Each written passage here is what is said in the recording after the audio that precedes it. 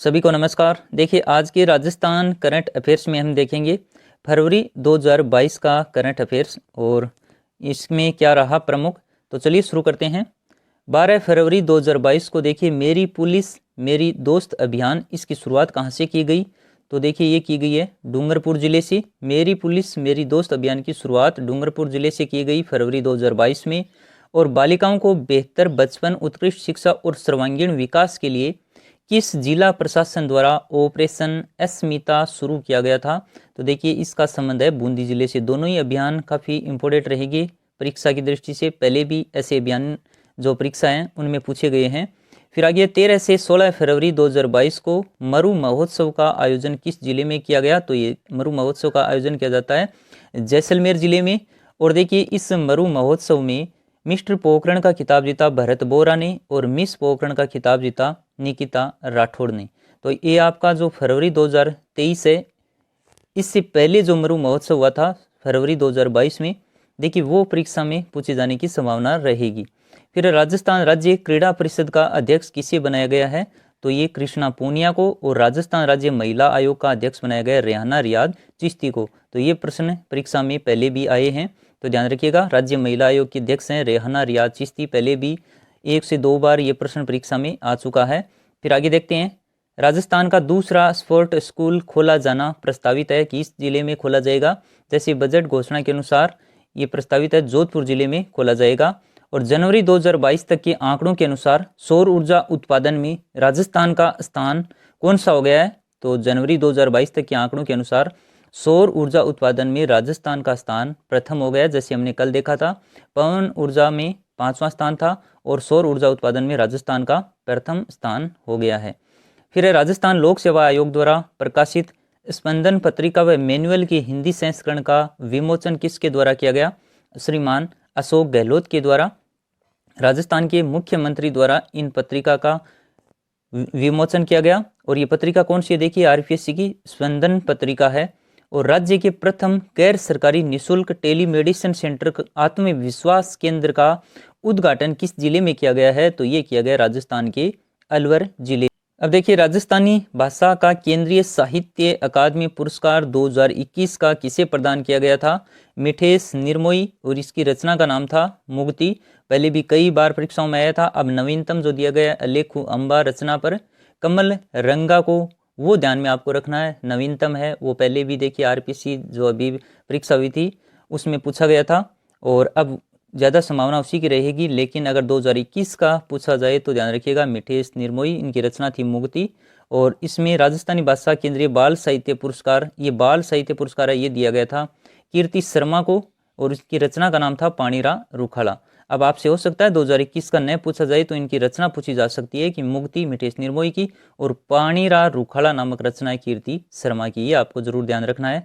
इसके अलावा आगे देखते हैं। डॉक्टर कोमल कोठारी स्मृति लाइफ टाइम अचीवमेंट अवार्ड लोक कला पुरस्कार किसे प्रदान किया गया? विजय वर्मा और डॉक्टर प्रकाश खांडके को।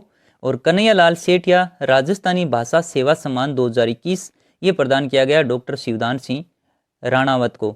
तो देखिए कन्हैया लाल सेठिया राजस्थानी भाषा सेवा सम्मान वो किसे दिया गया? शिवदान सिंह राणावत को। और राजस्थान का प्रथम होम्योपैथी कॉलेज किस जिले में खोला जाना प्रस्तावित है? तो ये खोला जाएगा राजस्थान की जोधपुर जिले में। और वेंकैया नायडू द्वारा राज्यपाल कलराज मिश्र की पुस्तक संविधान, संस्कृति और राष्ट्र का लोकार्पण कहाँ पर किया गया? तो ये किसके द्वारा किया गया? ऐसे प्रश्न पूछा जाएगा परीक्षा में, वेंकैया नायडू के द्वारा जोधपुर में। फिर कृषि बजट 2022-23 के अनुसार कितने जिलों में मिनी फूड पार्क बनाए जाने प्रस्तावित हैं? तो ये 11 जिलों में मिनी फूड पार्क बनाए जाएंगे। और राजस्थान के धार्मिक पर्यटन स्थलों के लिए रोपवे संचालित किए जाएंगे, ये घोषणा की गई है। त्रिनेत्र गणेश मंदिर रणथंभौर और रामेश्वर महादेव मंदिर जो अकोदा बूंदी में स्थित है, इन दोनों के लिए ये रोपवे संचालित है वो किए जाएंगे।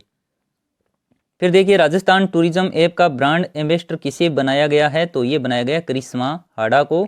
और किस झील को पर्यटन विभाग द्वारा इकोलॉजिकल डेस्टिनेशन के रूप में विकसित किया जा रहा है? तो देखिए ये काफ़ी इंपॉर्टेंट रहेगा। ये कौन सी झील है जिसे पर्यटन विभाग द्वारा इकोलॉजिकल डेस्टिनेशन के रूप में विकसित किया जा रहा है? तो वो है सांबर झील।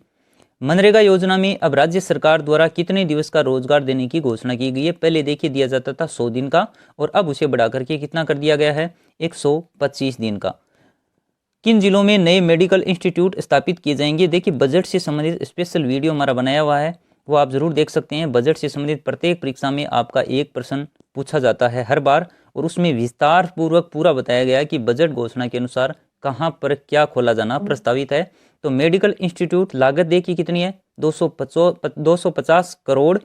और किन जिलों में, जयपुर, जोधपुर, अजमेर और कोटा, इन जिलों में नए मेडिकल इंस्टीट्यूट स्थापित किए जाएंगे 250 करोड़ रुपए की लागत से। मुख्यमंत्री work from home job work योजना के तहत कितनी महिलाओं को लाभान्वित किया जाएगा। संख्या जरूर ध्यान रखिएगा, 20,000 महिलाओं को। और बाबा आमटे दिव्यांग विश्वविद्यालय किस जिले में स्थापित किया जाएगा, जामडोली, जयपुर में। ये काफी इंपॉर्टेंट रहेगा, परीक्षा में आने लायक प्रश्न बन सकता है यहाँ से। जो बाबा आमटे दिव्यांग विश्वविद्यालय है ये स्थापित किया जाएगा जयपुर में। स्थान का भी ध्यान रखिएगा, जामडोली, जयपुर। आगे, कृषि योजना को प्रभावी बनाने के लिए कितने मिशन मोड की घोषणा की गई है। 11 मिशन मोड हैं इसमें, और ये प्रश्न पहले भी परीक्षा में आ चुका है एक बार। जो कृषि योजना है इसमें 11 मिशन मोड रखे गए हैं।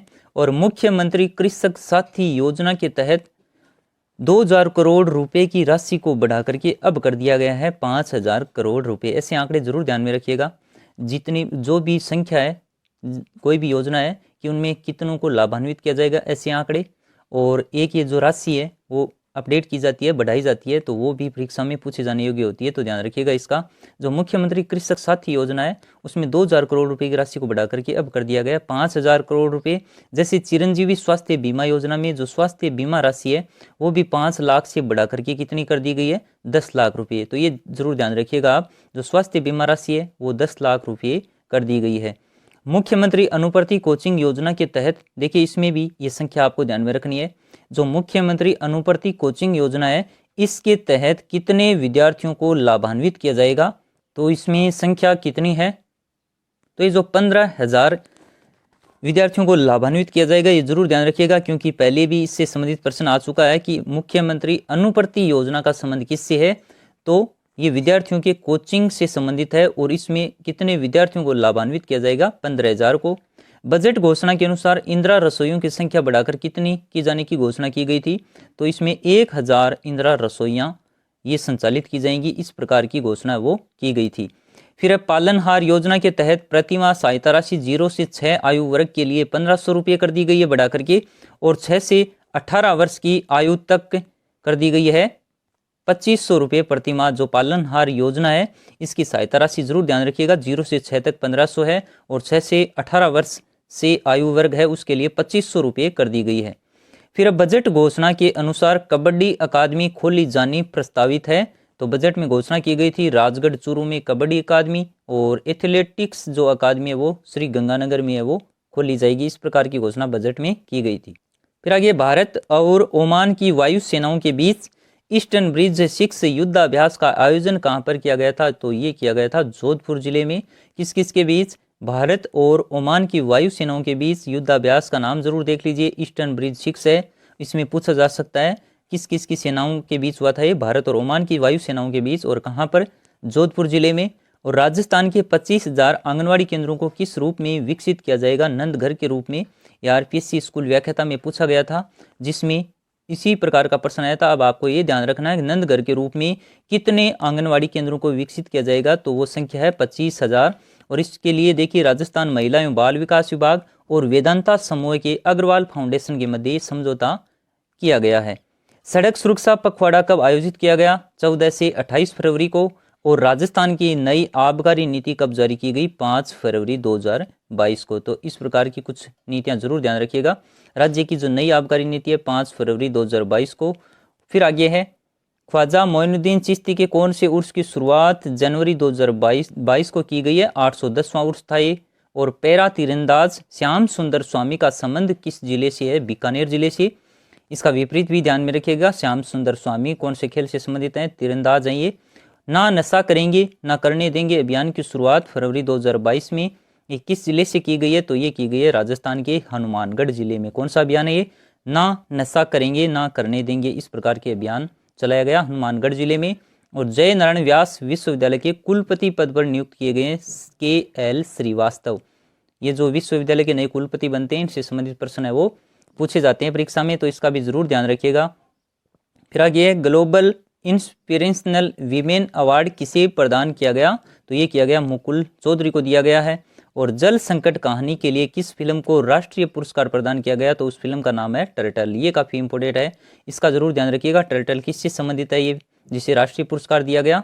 फिर आगे है PM वाणी योजना की शुरुआत किस जिले से प्रारंभ की गई है, तो ये प्रतापगढ़ जिले से की गई है। जैसे कि हमने पहले इसकी चर्चा एक बार की थी, जयपुर और प्रतापगढ़ से PM वाणी योजना की शुरुआत की जाएगी। तो इस PM वाणी योजना की शुरुआत प्रारंभ कर दी गई है प्रतापगढ़ जिले से।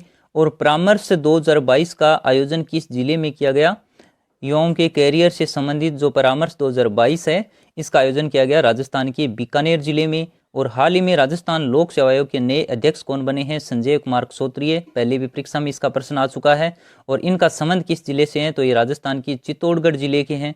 और विश्व का तीसरा बड़ा क्रिकेट स्टेडियम बनाया जा रहा है चौक जयपुर में। अटल भूजल योजना के अंतर्गत राजस्थान के कितने जिले शामिल हैं, परीक्षा में आ सकता है ये प्रश्न, ध्यान रखिएगा। इस योजना के अंतर्गत राजस्थान के 17 जिले शामिल हैं। और राजस्थान का प्रथम ODF प्लस आदर्श गांव कौन सा बना है, जहां पर जीन्स पार्क बनाया गया है, तो वो है खेरुणा गांव बूंदी में। खेरुणा गांव का संबंध पूछा जा सकता है कि किस जिले में स्थित है, तो ये बूंदी जिले में स्थित है, जरूर ध्यान रखिएगा। इसके अलावा नई ऊर्जा नीति गठित करने के लिए समिति बनाई गई है और इसके अध्यक्ष हैं भास्कर सावंत। हरिदेव जोशी पत्रकारिता एवं संचार विश्वविद्यालय, देखिए ये प्रश्न पहले भी आ चुका है कि ये किस जिले में स्थित है, तो ये स्थान जरूर ध्यान रखिएगा। दैमी कला जयपुर जिले में स्थित है। कौन सा, हरिदेव जोशी पत्रकारिता एवं संचार विश्वविद्यालय। फिर देखिए पर्यटन विकास कोष की राशि थी 500 करोड़ रुपए, जिसे बढ़ाकर के अब कितना कर दिया गया, 1000 करोड़ रुपए। पर्यटन को बढ़ावा देने के लिए किन जिलों में वागड़ टूरिस्ट सर्किट विकसित किया जाएगा, डूंगरपुर और बांसवाड़ा जिले में। ये भी प्रश्न पहले परीक्षा में आ चुका है। और किस जिले में नवीन डेंटल कॉलेज की स्थापना की जाएगी, तो बजट घोषणा के अनुसार जोधपुर जिले में नवीन डेंटल कॉलेज की स्थापना है वो की जाएगी। तो बजट से संबंधित वो वीडियो आप जरूर देखिएगा। बजट 2022-23 के अनुसार कितने नर्सिंग महाविद्यालय खोलने की घोषणा की गई है, तो इसमें 18 महाविद्यालय नर्सिंग महाविद्यालय खोले जाने की घोषणा है वो की गई थी। तो आज के लिए इतना ही, मिलेंगे अगले वीडियो में। Thank you.